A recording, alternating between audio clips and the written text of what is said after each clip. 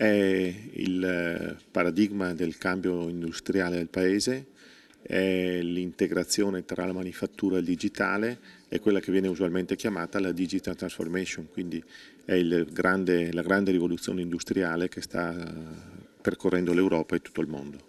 E il Veneto ne diventa laboratorio di innovazione. Stiamo parlando di Industria 4.0 e nella sede di Confindustria Veneto è stato presentato il sito. Frutto di un lavoro di 1 anno e mezzo con tutte le territoriali del Veneto, e ci tengo a dirlo questo, un lavoro di gruppo che ci porta oggi a mostrare alcuni casi di eccellenza, non per la bellezza di raccontare i processi produttivi, ma per entrare nel tecnico e raccontare esattamente le aziende cosa stanno facendo innovando e permettere ad altri di copiare le buone pratiche di queste aziende.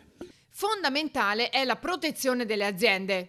La cyber security è una delle nostre priorità, come lo è il cloud, come lo è l'intelligenza artificiale, learning machine, quindi queste sono le sfide di questi prossimi mesi, di questi prossimi anni. Direi che la cyber security è la condizione sine qua non perché le nostre aziende siano difese dagli attacchi cibernetici.